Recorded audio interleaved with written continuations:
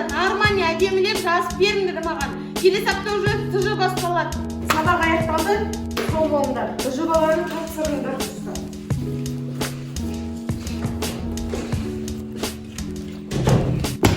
Осы апай бізге тапсырма бере береді. Нерв қатиды ғой. Мен шаршап кеттім. Сонысы апайдың өзінің балалары жоқ. Вообще бізді ойламайды, как будто бізді. Вообще бізде үйде бір тірлік жоқтай. Біз үйде ыдыс-шуамыз, үй жинаймыз. Осы тек сабақ үшін жаралдық па? Теңді бе осы апай? Қаныс. Сендер мамаларың жай, ал менікі ұрсады.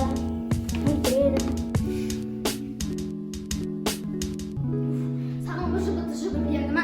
Тез ручка дәптерін шығар. Ана апай WhatsApp'та қоймады ғой шырылдап. Телефоныма маза бермей. Қаны не берді үйге? Әке, орындай. Мәтін жазып, көшіріп жазуға бердім. Соны ғана берді ма не? Қаны бұжы-бұты жымында кесе сен одан да. Келесі аптада болады. Өтірік айтпа. Осы сені бір бұжы-бұжының біреуі де дайын емес. Апай бізге айтты, келесі аптада басталады деп. Сен менің құлағыма ұрса береш, бір басым ауырып кетті. Оқитын қыз оқиды, оқымайтын қыз оқымайды. Сен білем оқымағаныңды. Ең құрғанда қызымыз ақылды осында. Қаным, жаз. Сен осы не? Тышқан секілді жай жазып отырсың, босайшы. Айналай тамақ бастау керекпін әлі мен. Осы біреулер жұрттың қызын қараш. Сабағын өзі оқиды, үйін жинайды ғой, дата өшті. Сен маған бір көмегін тигізесің ба? Айналай, даже сабағына мен отыру керекпін ғой. Осы жұрттың қызынан үлгі алшы. Жұрттың қызын қайтесің? Біздің қыз ақылды, міне, кәмпит жеп. Тістен тіс қалдырма. Тісін осы сенің. Біздің барып больницаға баратын уақыт бар ма сен тісіне?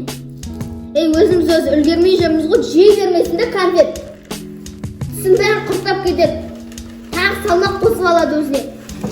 Жасы сенің қыз. Осы мен мамам неге ұрса береді екен. Сабақ жазым деймін. Осыдан кейін сабақ оқығандай желание болады.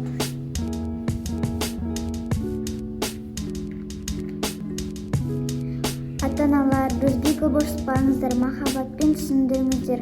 Сіздер айтсаңыз, біз түсінеміз. Көп ұрсуға болмайды.